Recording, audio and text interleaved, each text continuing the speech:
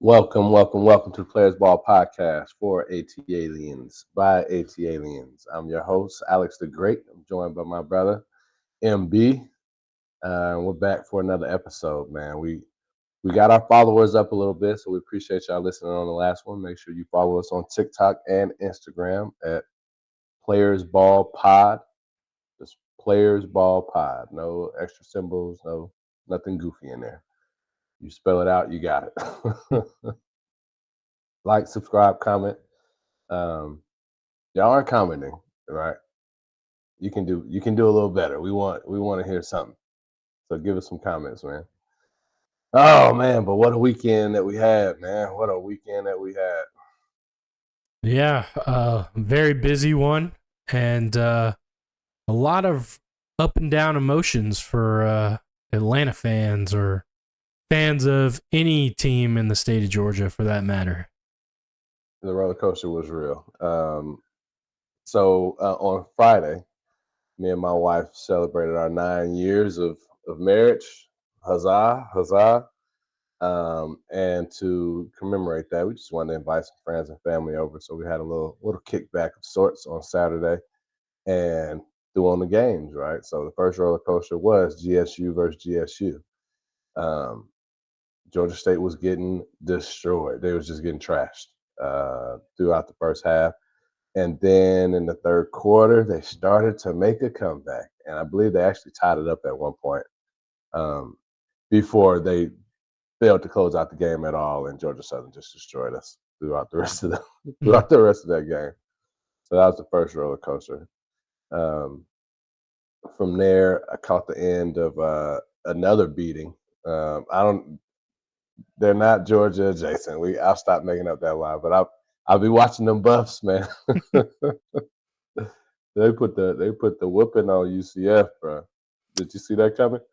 I did not see that coming. I expected it to be a much closer game. UCF came into the game as the highest rushing output team in the country, Hmm. and the game went very different for them. They did not run the ball nearly as well as most everyone expected, and the team that hasn't really run the ball well at all, the Buffs, ran the ball quite nice, and yeah, they put a beating on those guys. So that was a big win. They've eclipsed their win total from last year, so improvements, which are to be expected in year two. You went out in the transfer portal and picked up a lot of talent. So uh, I think everyone in Boulder felt pretty confident going into this year that they would be uh, much better than they were last year. Yeah. It's all house money now, right? So when we were talking about it last week, they do have some tough sledding ahead. I said that UCF was going to be a tough game, and it did not look tough. So we'll see how they close it out, man. Maybe they make the playoffs. Calling it now. I think they are creeping up the odds boards to make the Big 12 championship game. So if they do pull Mm, off that feat, then certainly they'll be in the discussion and very may well find themselves in the 12 team. So we'll just have to see we how it shall plays see. out. We'll see how it plays out. Dion will never let anyone live that down if they pull that off. I mean, they hate on him so much. It would be such validation to make that happen, but it's a long season. We'll see where they end up. So after that game, the game of the night came on, and that was, as far as roller coasters go, that was like cliff diving on a string, right? Just straight to the bottom, and then you coming back up, only to be let down at the very end. Heck of a game, though. That I was talking about Colorado's game last week being crazy. The Georgia game this week was even more crazy. And you'll have to actually break it down for me. I went back and I watched some highlights, so I did see the play where they reclaimed the lead. But I didn't get to watch it because I was putting my youngest baby to bed while everyone else was down here gallivanting and having a good old time. I heard the screams, Hmm. but I did not get to watch the final plays of the game. So, Well, that lead only lasted 13 seconds on the clock, so it was not very long lived. It was a wild game. I'll tell you, a lot of things I did not expect to happen happened. And it really, out the gate, there were some uncharacteristic mistakes from Georgia that yeah. really set the tone. On that first drive, you had Alabama. So Georgia kicked off, so Alabama got the first possession. Georgia had them in a 3rd and 7, and Michael Williams, I believe, was the culprit. Jumped off sides, gave them a 3rd and 2. They end up converting barely, but they convert, and then they go down and score on that opening possession. Flip side, Georgia gets the ball. You expect, all right, they got to answer. They got punched first. They got to respond. Carson Beck throws an absolute dime through the hands of Arian Smith for a drop. I think they ended up going like maybe 5 or 6 plays in that possession and then a punt. Alabama gets the ball back, marches down the field, scores again. All right, Georgia, you're down 14-0. You better step up. Carson Beck throws an interception. Yeah. And in that particular instance, I know he had 3 picks on the night, which is awful, very uncharacteristic. One was the final play of the game. The other 2 came early in the first half, I believe. Both were in the first half, but one of them was on a call where Carson Beck's making an adjustment, an audible at the line. I think it was Arian Smith didn't hear the call. They tried to go into a wide receiver screenplay because they saw the blitz coming. Arian doesn't hear it. He's not there. The ball gets thrown straight to the defender. Yeah. So it was a miscommunication on that instance. And then the 4th turnover of the game was a fumble by Carson on a strip sack on 1st down. So if you can imagine, just from those few nuances, the game did not go very well for the Georgia Bulldogs offense or defense. Very early on, the speed of Alabama was evident. We could not defend the edge, could not set the edge, and they were running the ball, throwing the ball at will. Now, I've since listened to some press conference interviews with Kirby Smart and also some breakdowns or reactions of the game by Brooks Austin, the Film Guide Network. Yep. And Kirby said as much early in that game. They decided to gamble a little bit and try to put some pressure on Milroe with some heavy blitz packages, and it did not work. It did not work at all. And before we knew it, it was 28-0. We went into halftime. I believe the score was 30-7. Yeah, now that's what I remember. At this point, there's really nothing in my mind that says Georgia is in this game, right? Like, there's nothing. They haven't shown me. That was it. They haven't shown me they can move the ball in offense. They haven't shown me they can stop Alabama. And next thing you know, second half rolls around and they start getting into a groove. They made some adjustments. They started playing a different defensive scheme. And late 4th quarter, 2 minutes to go, they take the lead. They take the 1-point lead. Now, I mentioned earlier that lasted 13 seconds. But they took the lead. Alabama, took the kickoff, and then Jalen Milroe threw basically a 50-50 ball to Ryan Williams, the 17-year-old phenom, who's absolutely ridiculous. Yeah. I had heard a lot about Ryan Williams, and I had seen a couple clips here and there, but he really put the nation on notice Yeah. with the stuff that he Welcome was to my doing. party. For Yeah, sure. exactly. The things he was doing in terms of body control, stopping, doing a spin, like full speed, running down the sidelines on that play in the fourth quarter to take the lead, absolutely freakish, right? Alien. That play was nuts, bro. Like the spin in particular, it looked like it was slow motion. It was like a dance move almost, bro. I've heard people comparing him to Julio Jones. Have you seen any of that? I have, but I don't think. I mean, Julio I was mean, Alabama running back or Alabama wide receiver. That I mean, Julio was a dog. I mean, he was a dog for us, let alone for the Tide. he was, but that boy was thick, right? Boy, thick. um, Ryan Williams needs to put on a couple pounds if he wants to reach Julio Jones level. But his body control, his ball skills, his speed, for sure, he's a stud. Like he is the next At great. 17, you would think that's coming. Oh yeah. As far as that weight, that's Um, crazy though, man. But now, go ahead with your synopsis. well, I was gonna say on that play, we talked about the spin move. Mhm. He's still like, I don't know, 8 yards from the end zone, and you see him pull his mouthpiece out. Dude running full speed.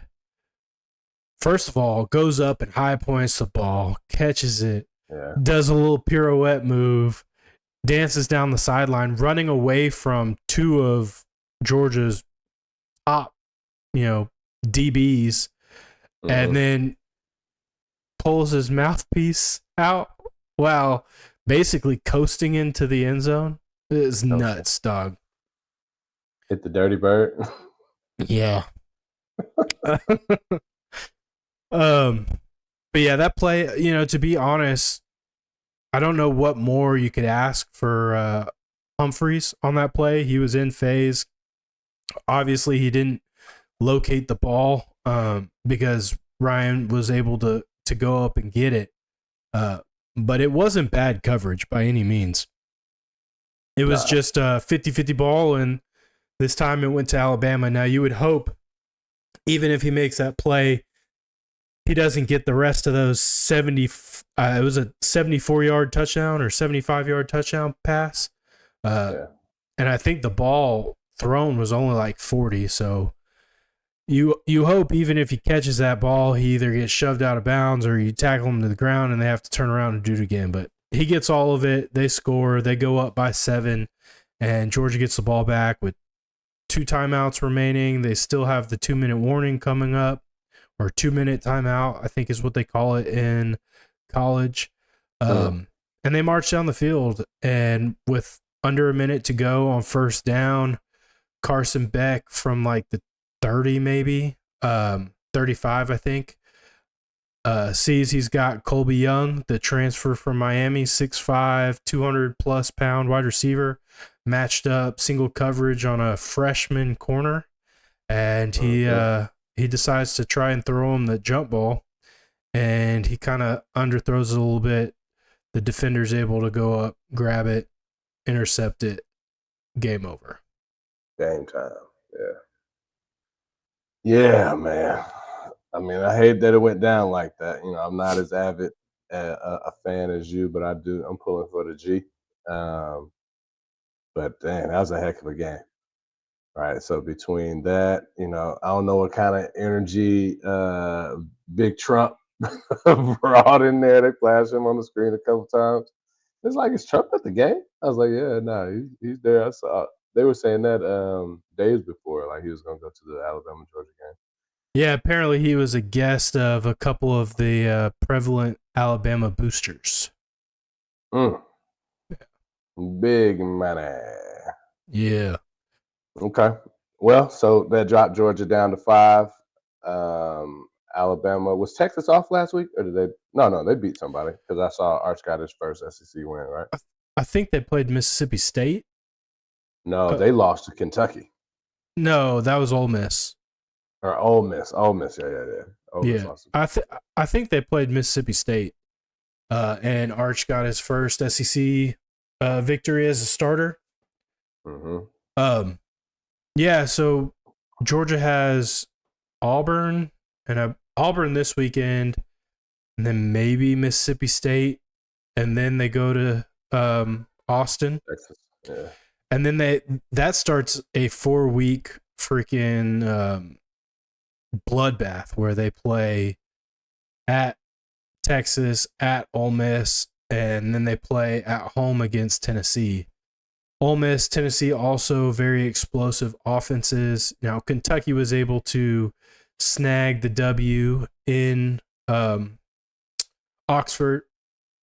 I believe it's Oxford, where University of Mississippi Ole Miss is. But they were able to go on the road and get that W. Makes that struggle win for the Dogs look a lot better. But yeah, that's going to be a hard 4 weeks. Now, we learned a lot about our team. Those boys are fighters, right? They got down big in a huge game on the road, crazy environment, a lot of hype, and they never gave up. There's a lot of talk about, did Alabama basically let off the gas, or were they doing things that kind of opened it up for Georgia? And I mean, I never got that feeling. Now, sure, there's got to be some mental aspect to you're up big at home. You don't really expect much, but I don't think they really lost their aggression offensively. They were still trying to run gadget plays and all kinds of stuff. So I don't think the play call offensively changed a whole lot. I do think something that's unique, and Kirby touched on this in his press conference, when you're down that big, every drive you're going for it on fourth down, right? Yeah. You have no choice but to full send. And they were lucky because with that, third down's a little different. The play call is a little different, right? Because it's a four downs to get there instead of 3 mentality. And I mean, they made plays, they didn't make enough, but they made a lot of plays, and they fought and they battled, and they nearly pulled off the biggest comeback in Georgia program history on the road in Alabama against one of the top teams in the nation. Right now, Alabama's ranked 1. I don't think they have to play Texas, so we're not going to get that matchup. I really think that they have pretty smooth sailing for the rest of the season in terms of their matchups. But Georgia, I feel a lot better with what happened Ole Miss, Kentucky, and then knowing those guys are going to be battle tested when they go to Austin. Now, they're going to have to come in and play much cleaner football, or the same thing's going to happen. But need 4 quarters out of them, right? Because they did the same thing in the Clemson game where it was now much better result, but offense was not working in the first half. They picked it up in the second half. So it's not good to see that, but it is good to see it in a situation where they were down as big as they were. That resilience is huge. Yeah, and I mean, they broke 2 kind of, well, really 3 records that they had going. They had a regular season unbeaten streak in the SEC that was up to like 40 some odd games. I think it was 42 games in the SEC without a loss regular season. That got snapped. They hadn't led a touchdown. An offense. The defense had not allowed a touchdown yet this year. They let that up, obviously, and then several times. they had not turned the ball over this year, and they did that 4 times. So they got to get that cleaned up. They can't allow the turnovers. The turnovers were killers. And then early, the offense has to be more poised, and they gotta catch the dang ball. There were so many drops early in that game that just really set us spiraling, right? And it started with the first one, Arian. Now he made some big plays down the stretch, but you got to come out and you can't get punched in the face like that over and over and over again. You got to do some punching. Yeah. What do you make of the fact that like his top weapons, Carson Beck's top weapons, are gone now? Georgia's got talent for days, right? But they weren't first strings last year. You lost Lad McConkey, and then obviously the biggest hit with Brock Bowers. Do you think it's a situation of where he's learning these guys, or is it that there's like a drastic, let's say drastic downgrade in talent on the outside? I don't think there's a drastic downgrade. He had Dylan Bell last year, who developed to be one of his go-to guys. He's still one of his go-to guys. He's probably the most reliable that he's got out there, and he's got some. He's got a rapport built with him. They've got that chemistry built. Arian, he was he wasn't a starter last year, but he got a lot of minutes. He was more of a straight vertical threat. So this year he's had to develop into having more of a skill set and then just straight speed. Right? Colby Young is brand new. And then Dom Lovett was a transfer last year that Carson also has some rapport with. We haven't seen him kind of blossom or flourish the way he did at Missouri before he transferred. But I don't know if that's, scheme or what. Now, the biggest newcomer really is Colby Young, and you can tell that they're just not quite there yet. And then over the offseason, Ra Thomas, another weapon he had last year, was dismissed for off-field personal issues.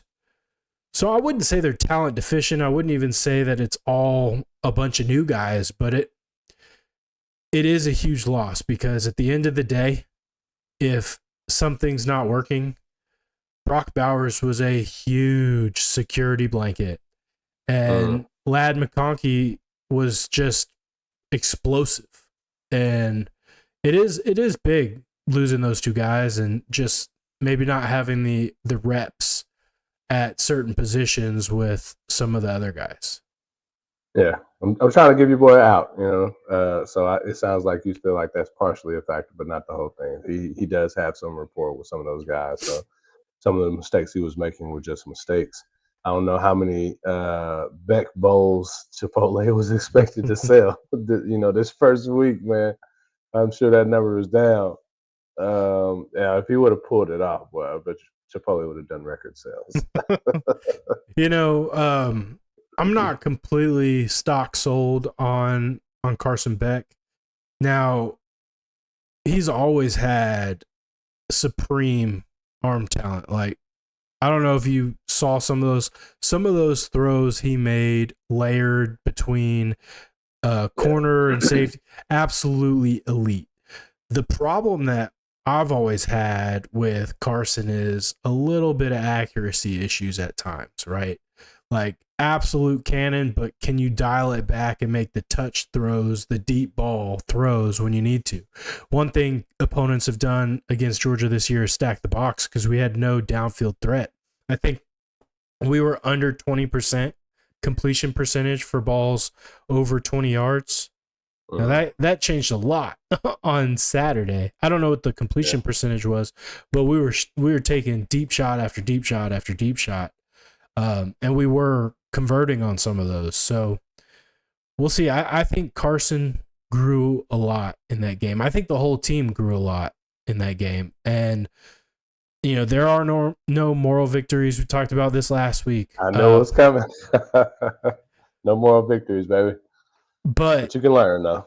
But you can grow, and you can take those moments and either fold, or you can develop and take them and use them as fuel for the rest of the year. I mean, they for all we know, Georgia could go undefeated the remaining part of their schedule, and we could be in another title fight against Alabama in the SEC championship or in a playoff game. We don't know how it's going to play out.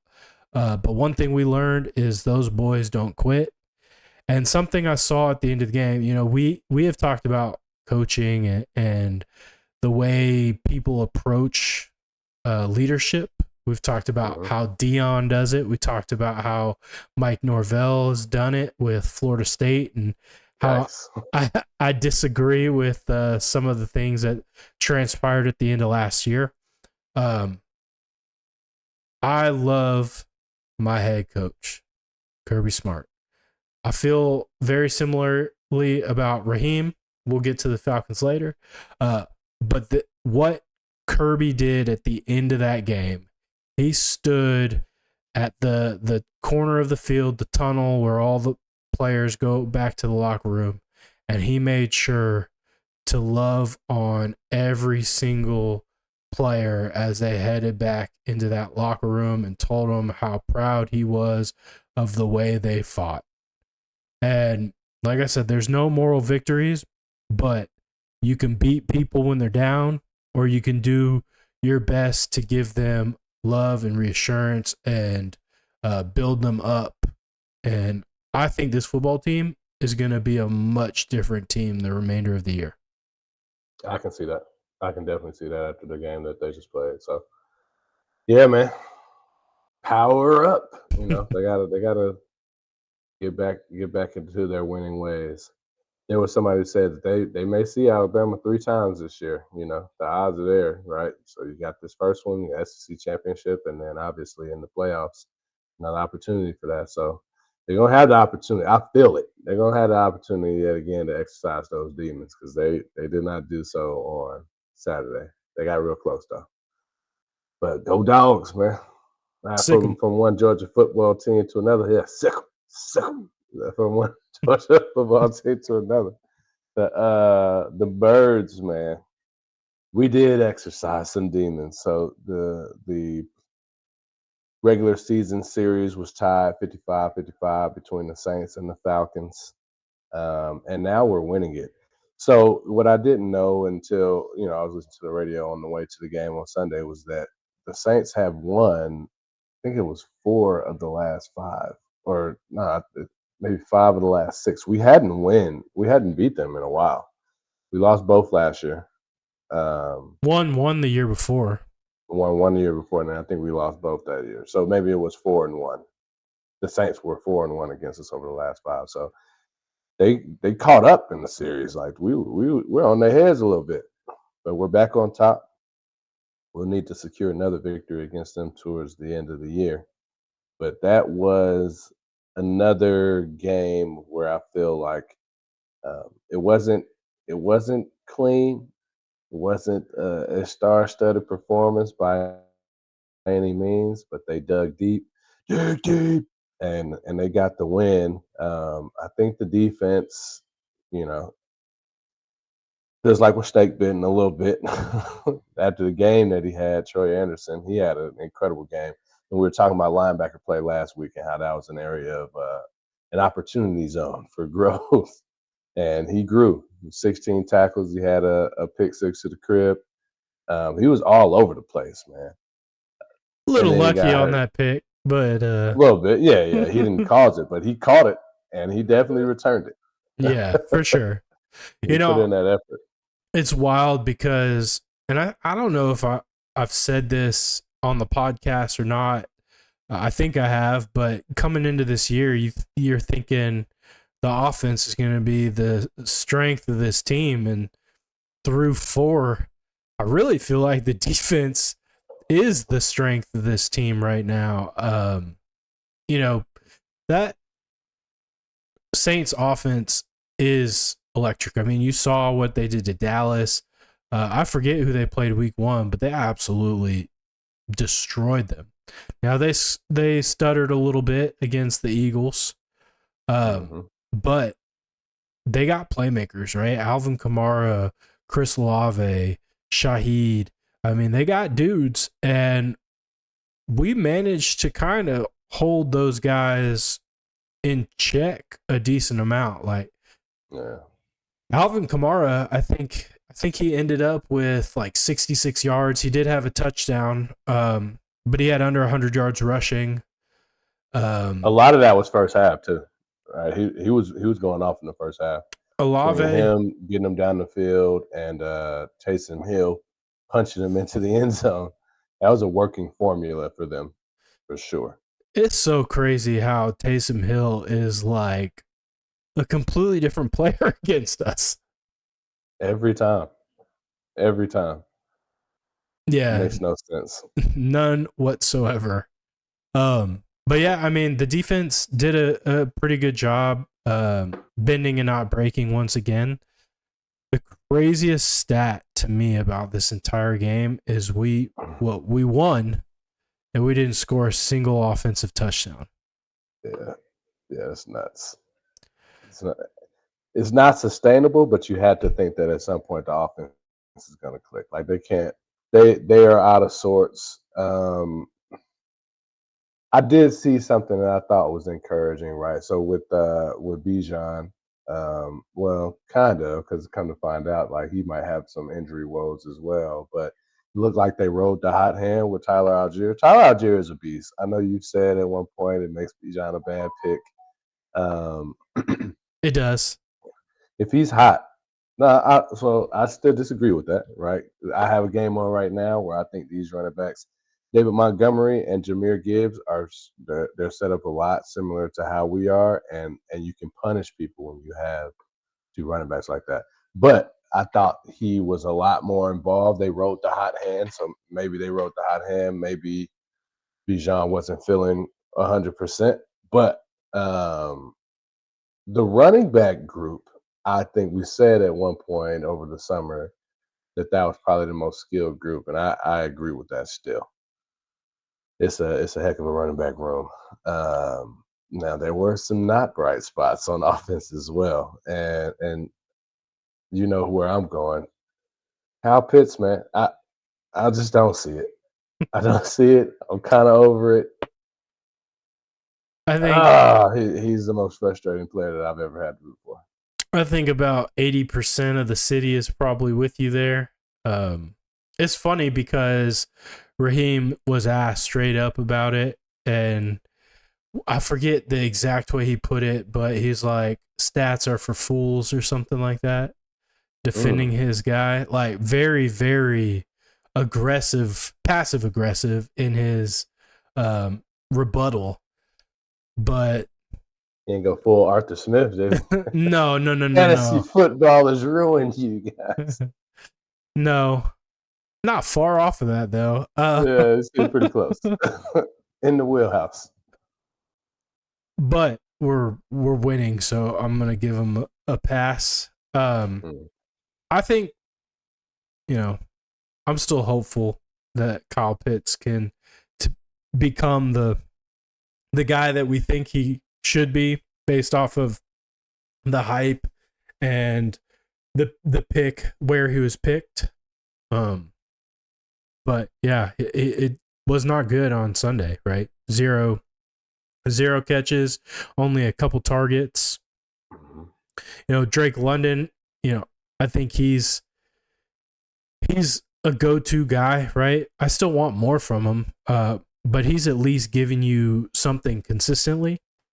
Yeah. And then Darnell Mooney and Ray McLeod have been stellar. The craziest part of our offense is we move the ball very well, right? Like it's not just 3 and out after 3 and out, which we have seen in the last couple of years with a lot. Yeah, a lot. And so between the 40s, man, we're moving the ball extremely well, and then it's always something silly like a penalty that gets us behind that first drive, right?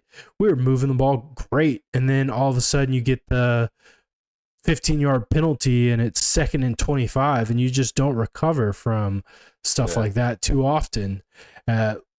Luckily we punt the ball and SHOhei decides to try to field it at the 2 yard line, muffs it, and we get the touchdown to start the game that way. But it is promising that we do have some success moving the ball. We just got to be a little bit more efficient on first and second down, more regularly, right? We've seen it to start the game against the Chiefs, where we just march the ball down the field at ease, right? Then you saw it at the end of the Eagles games, where it was do or die. You march the ball, even at the final drive of this game, right? You move the ball very well. I want to talk about something on that drive specifically in a minute, but we've moved the ball well. It's just drives are stalling out. We're shooting ourselves in the foot, or a lack of execution. Yeah. Now, I don't want to blame too much on the referees, but in the Kansas City game, they missed a call, a blatant call, that cost us 6. In this game, they made up a call. I mean, I could see it, but that they were letting them play a lot at the line of scrimmage. So on the touchdown that Bijan had, which was great, for them to call that back as a holding, they had some terrible calls. I'm not going to get fined. The rest were trash in this game. It felt like they flew them in from New Orleans. So I was getting really upset. The crowd was getting really upset because they kept replaying these things, and they were all ticky-tack. And no matter what, they were going in the Saints' favor. Right? Oh man, that was incredibly frustrating. It feels like when the city is behind the Falcons, they have to put somebody in that assistant role, right, to continue to keep us in our place. That it feels like it's been the referees these last 2 games. Now we won, but they did not make it easy. They definitely were an obstacle we had to overcome in this last game. They at least got the important one correct at the end of the game on that final drive, which is the play I wanted to discuss, where a Dogbo, how do you say his name? The defensive back for New Orleans that actually got the interception. Either way, he committed a pass interference. That is where we ultimately kicked the field goal from. But I will never understand this in the game of football. But it's a defensive back or a linebacker, whoever, and they celebrate like they did something when they absolutely mug a guy. It's a pass interference, like an obvious pass interference. He definitely was like pounding his chest on the Falcon. Oh yeah, he was celebrating. He thought he won something. And I mean, he was there so early, never turned his head around, like just straight up mugged. I think it was Darnell Mooney. And I'm just like, what are you doing? You look like an idiot. He did look like an idiot. And I'm glad that he did, because without that, man, we wouldn't have been in range. They had a couple opportunities to move it after that and just could not get any traction. The offense just would not, they just weren't firing on Sunday. And we needed Big Shoe Koo come on in there. Now I didn't know how far his record long is, but it seemed at this point we had come down to the 100 level, and it looked like this was a long way. So it was 58, and it was his personal best. It was that his longest kick? Yeah. Okay, because I was like, man, I don't remember seeing Koo kick from that far before. He had the leg, man. That the stadium exploded, bro. So Raheem was asked about that drive and like trying to move the ball, and his response just basically brushed off really the question. He was like, "It was always going to be Koo." I think what he was asked was like, "How far did you where did you want to be? Like, how far did you feel like you needed to move the ball to get into Koo's range?" He was like, "It was always going to be Koo. Like, it didn't matter. They were going to send him out there if it was from 65." Yeah, go on out there and get it. Go on and get it. Best kicker in the league. I think a lot of people wouldn't disagree with that. That kick, he definitely had at least 5 more yards. Yeah. Ideally, we don't need a whole lot of game-winning 62-yarders. Like, if we can get that offense cooking a little more than that, that's where I want to be at. But to know that he can do it gives me a little comfort. I just don't want to see it. Yeah, absolutely. The target gets a lot smaller from that far out. Mm-hmm. So we left that game with a win. Division rival, we're coming in on a high. And during the game, there was a guy sitting in front of me, Eagles jersey. I told Carlos, like, your people just stalked me. Please tell them to leave me the hell alone. But he's sitting there, and he's starting to he roasting a little bit at first, right? And we go down to the concourse, get some food, and while we're in the line for the food, they're showing the Bucks Eagles game. It's 24-0. I was like, man, I wasn't even gonna go back up there, but now I gotta go out there and talk trash to the buddy who went up there. It's like, dang, man, I asked for one thing. I said, beat the Bucks. Y'all getting trashed out here. They were handing out shirts. He's like, yeah, man, I ain't gonna lie to you. I'm about to put this Falcon shirt on and hide my jersey. Oh, but I say Hey, that to say the Bucks are coming in here rolling. They might be the best opponent that we faced so far. we're gonna convert one fan at a time. You know what I mean? One at a time, especially if we can take them from Philly. That'd be great. Better Um, person in the world. I'm not gonna dodge your Tampa Bay statement, but before we get there, I heard the fans were electric on Sunday, which is always been an issue for the Falcons, especially when they're not playing to the standard of the city. Mm-hmm. We get a bad rap. We've talked about that many a times. But I saw a clip from Kurt after the game talking about, I guess it was in the fourth quarter, they played Swag Surf. Mm-hmm. And Kurt was saying, "Oh man, that was so cool when they were doing that."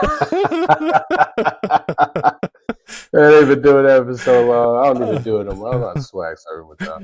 They did the electric slide too. I don't know if Kurt caught that part. I think that was at halftime. Oh man, but the way he puts it, man, is just very square. Yeah, of course, of course. Yeah, Everybody man and dresses. it's awesome. Yeah, But you got to but check he's that just clip him. out. He's Yeah. Kirk is authentically Kirk at all times, man. One more tidbit on this past game. We were talking about the fanfare, the halftime show. They brought out the FAMU Rattlers. When I was touring schools, I went down to FAM and I toured FAM. I probably was the closest to. I ended up at Georgia State, but it was like Georgia State, UCF, and then FAM. And they killed it. So shout out FAMU, the baddest band in the land, as they call themselves. So shout out to them and the Falcons for keeping us entertained, even when the football game isn't, it's paused or at an intermission. They're doing a great job with that, bro. I can't wait to see what they have in store for Thursday. That's a primetime game. Yeah, so third primetime game in 5 weeks. It's wild. This Mhm. team had 0 last year, and All 1 o'clock, except for we're one that was 1 o'clock local in Arizona. but we're barely a quarter of the way or a third of the way in the season, and we're getting primetime game number 3. As you said, it's the Bucks, another big division foe. Got to go out there and take care of business, protect the dome. Can we still call it that? Protect the bins, Protect the bins, defend the bins. I think it defend is. the I've seen that bins. on All the right. cow. Yeah. Baker Mayfield having kind of a career resurgence. Last year was last year his first year in Tampa. Yeah. I think so. And took him to playoffs. Kind of surprised everybody with how well they performed Beat this the year. Eagles in the playoffs. Beat them again. This year they're off to, is it a 3-1 start? Yeah, they shot out a dud against the Broncos last week, but yeah, 3-1.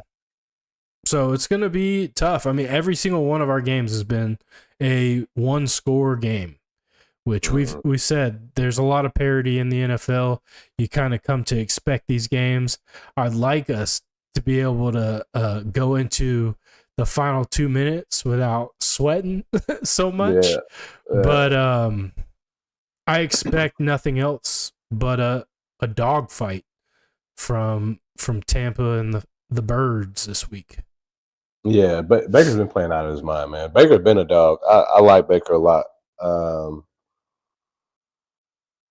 I'm not wanting him to do what he has been doing in this next game because if our offense is playing as they have been, we will not be able to keep up. Now, maybe this will be the Kyle Pitts game. So the Saints Eagles, the Eagles won that game very early. But they used Dallas Goedert. That was who got them going. So that's why I was so hopeful against the Saints that we could replicate that success with the tight end because we have a more athletic, younger, stronger tight end, and we weren't able to do that.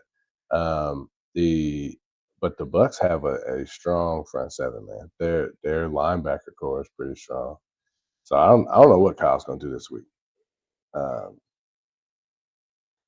We got all the keys to win. If we can get after, if the Broncos can beat the Bucks, we can definitely beat the Bucks. They're not world beaters. They're gonna come in here acting like they are, but I fully expect us to win this game. If that offense can get going, when they get going, we're gonna be a force to mess with, bro. I'm excited because I am optimistic that things are going to turn around for the offense. They haven't been all bad, whether it's been some miscues from Kirk or just a couple of people just not being in sync, or the referees trying to punish us for making moves to have a winning franchise again. Whatever it is, we've overcome it, so we'll continue to overcome. But if we can get that right, sky's truly the limit, man. We can get in the playoffs and make some noise. I'm excited for this coming game, right? One streak ended last week with you finally exercising the demons and I got getting me an in-person win, baby. and a new streak. I hope to start with my first in-person regular season or playoff or any type of Falcons football game in the bins. So Yeah, man, it's gonna be a good one. I'm glad you're available to come down there. We'll see if we can get y'all some content. But either way, it's gonna be a blast. oh yeah, for So, sure. so we have playoff ambitions for the Falcons. The Braves are playoff bound. So let me eat my crow. The hater in me just didn't believe, and then they really were trying to drive it home for me today with the way that they played in that first game. The relief that they got in that first game was just terrible. You know how I feel about Raciel Iglesias. I know he's had this fantastic year, but when the moment is big, what's Coach 30 say? Moment's too big. It's down my leg. He let it go, man. But they came out in that second game and did what they needed to do. 3-0 or 4-0. So 3-0. Yeah, chop so on, baby. we talked about the roller coaster games and the roller coaster emotions. The Braves were one of those that also added to that, right? Mhm. They went out, they got the win on Friday night. They got the win on Saturday night. All they had to do was get a win yesterday. In the season, these two games today were non-important, right? They would already been clinched. Yeah. They come out today. They get the early 3-0 lead. Spencer Schwellenbach pitched a gem. He came out, saw one batter in the eighth, gave up a double, and then the freaking wheels fell off. The bullpen came in and Joe gave up. Jimenez was next. Jimenez came in. I believe Rysel relieved Jimenez to stop the bleeding. And we come out and give up 6, right? So we go into our half of the eighth down 3. We were 6 outs away from clinching. We go in down 3, come up clutch in the eighth, right? Take what was it? A 7-6 lead going into the ninth. You get Pierce Johnson on the mound. get the first out. You got the second out down in the count. Throw him a cookie. He gets on base. All right. Mm-hmm. So it's like, all right, all we need is a double play. Francisco Lindor comes up to the plate, crushes a 2-run home run.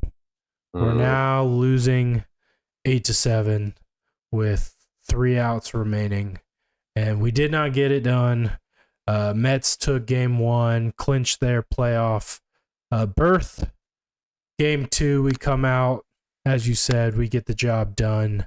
It was tight. I think it was 1-0 all the way up to like the 7th or 8th inning. We got a couple 2 insurance runs late, and that's where it stood. Rysel did come in and close it out.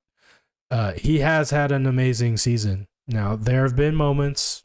They all have moments, right? Even Chris Sale. I mean, Chris Sale lost. He's probably your NL Cy Young winner, Triple Crown winner. We haven't seen that in an absurd number of years. But even he came out and lost to the White Sox, right? The historically bad Chicago White Sox were able to get a victory against Chris Sale. So no pitcher is without failures. Some just do it more frequent than others. I thought I had saw it. They did announce it. He is the NL Cy Young Triple Crown winner.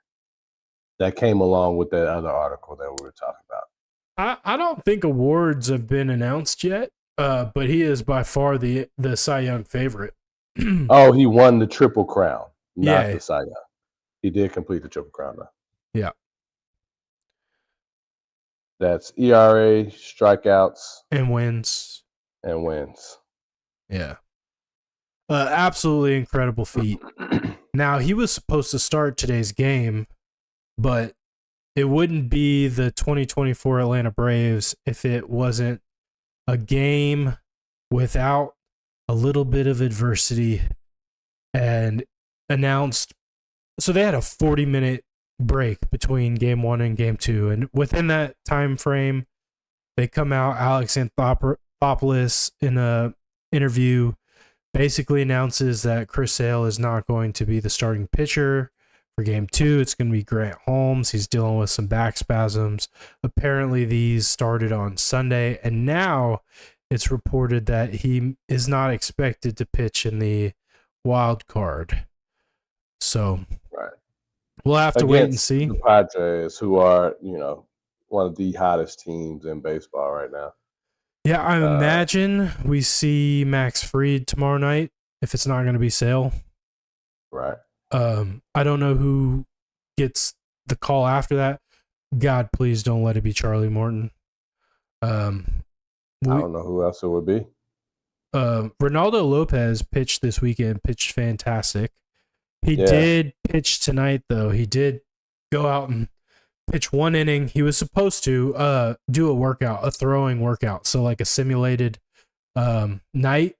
So it's not like they really taxed him a lot, but I will say the pitches that he threw were probably a little bit more stress than what he would have if he had done his normal routine.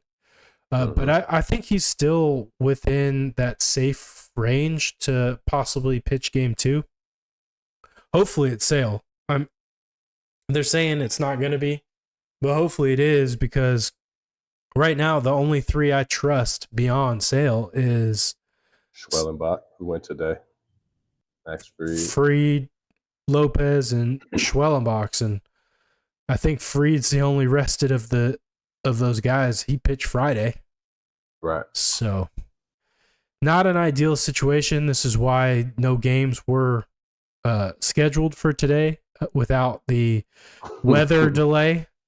And also why it was really important to try and get that win yesterday or in game 1 so you could kind of rest as much as you can. And unfortunately, they had to battle through it. Like I said, the entire season was a battle. It was injury after injury, adversity, one after another. They never gave up. And honestly, they've played their best baseball of the year in September. So They do have some momentum. You know, they played 18 innings today, and they have to turn around. They have to fly tonight to the West Coast and turn around and do it again tomorrow. Now, the good thing about going West Coast is you do gain a couple hours of rest. So they're going to need every minute of that.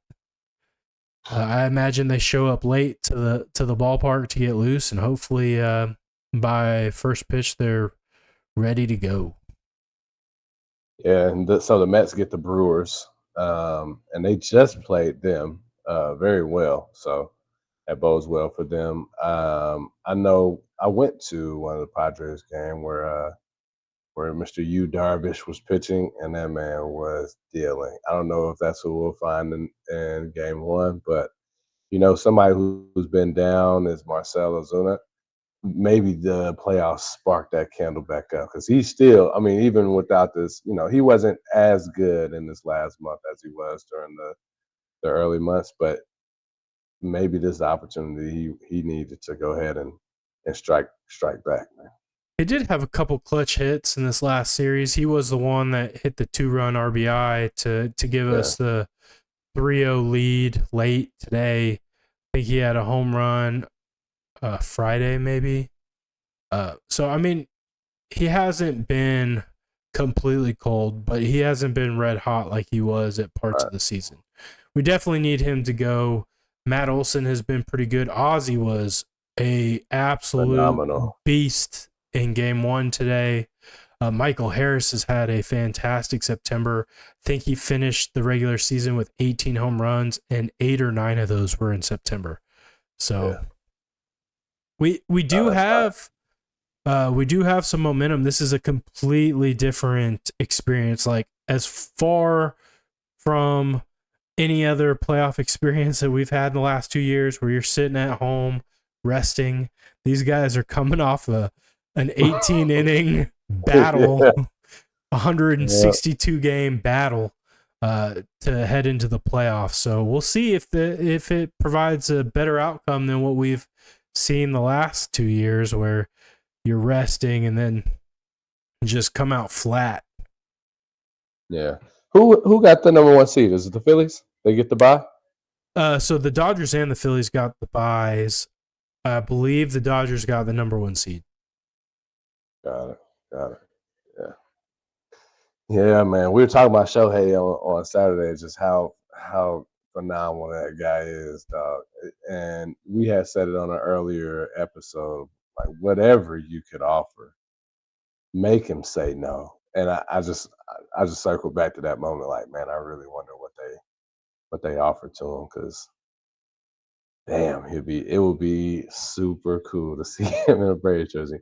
He'll probably retire a Dodger at this point, but yeah, I think there are too many things that line up for him needing to be a West Coast team. Being a Japanese player who still has a pretty big influence back home. I think it was always going to be West Coast, but I'm with you. Like, it doesn't matter. I throw whatever and make him say no. And maybe that's what happened. We weren't in those meetings.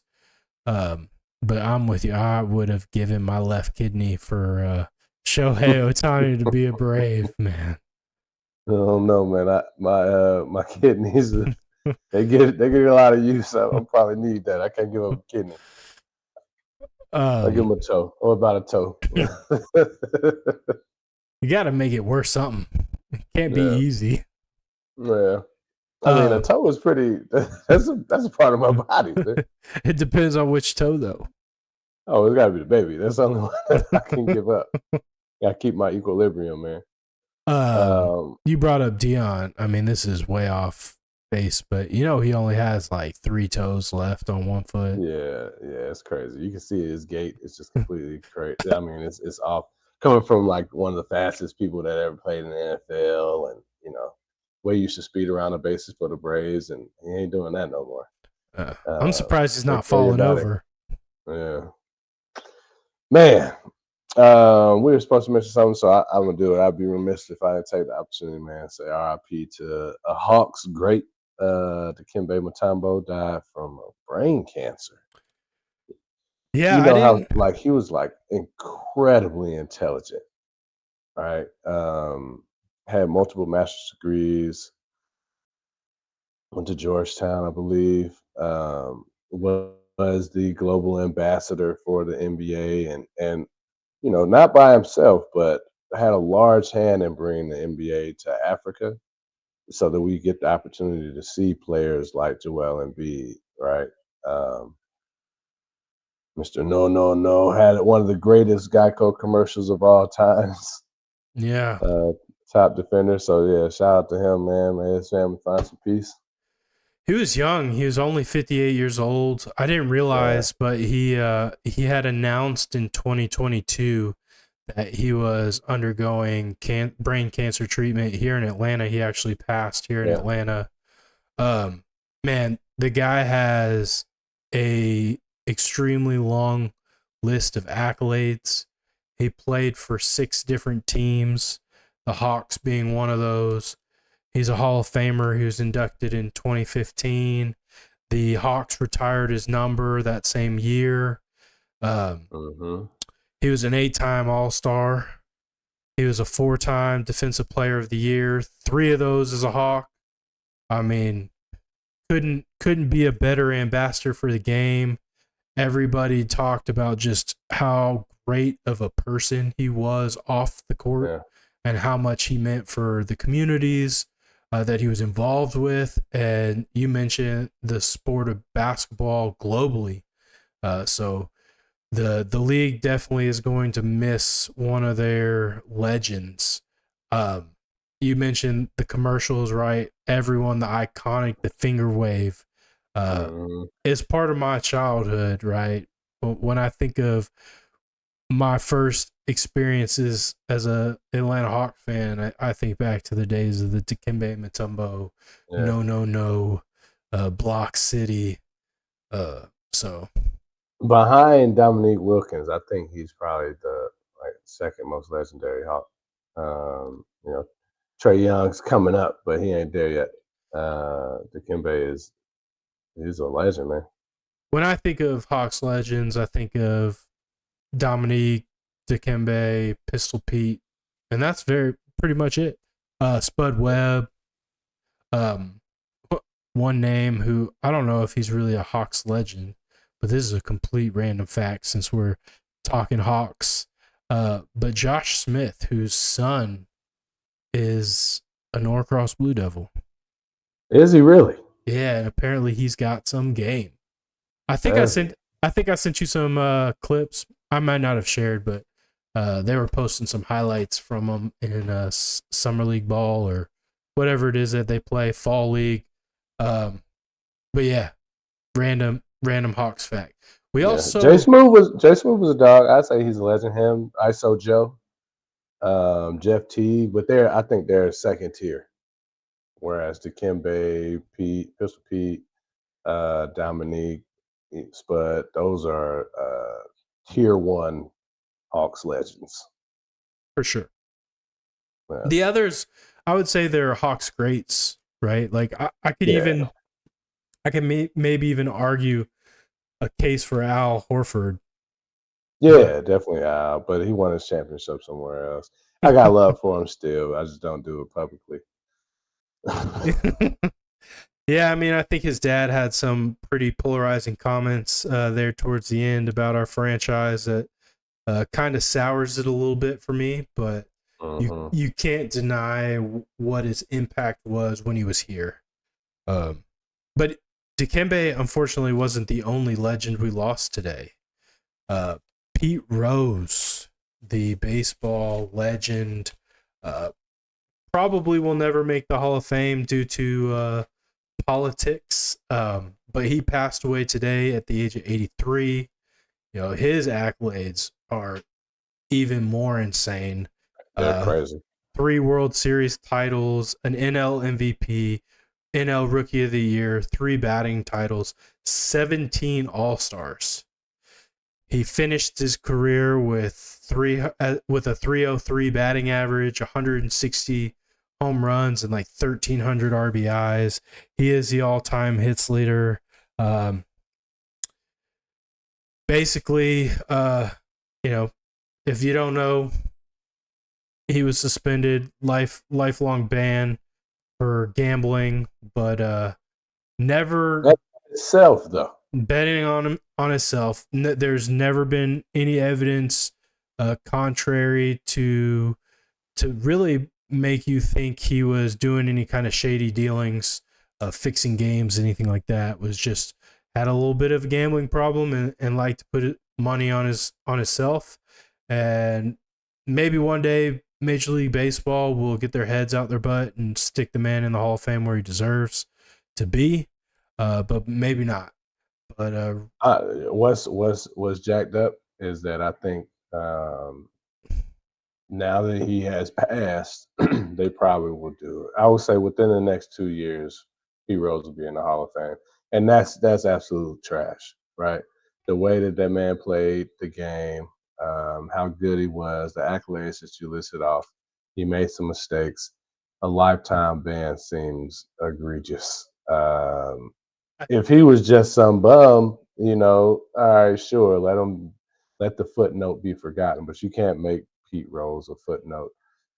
So I bet you they honor him what is it? Post Hamish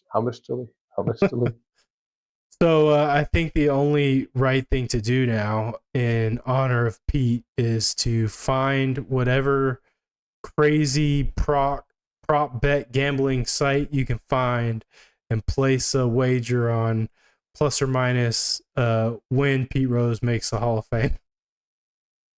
I bet that's out there. I bet it's out there. We're gonna have to Google it, man. I'll take that bet. Yeah. I'm taking the under. But yeah, rest in peace to two very impactful athletes in their own sports. It's crazy to get that kind of news about two guys in one day. So Yeah. prayers for their families and all those that their lives were impacted by their passing. So Yeah, man. Yeah. Never know when your day is there.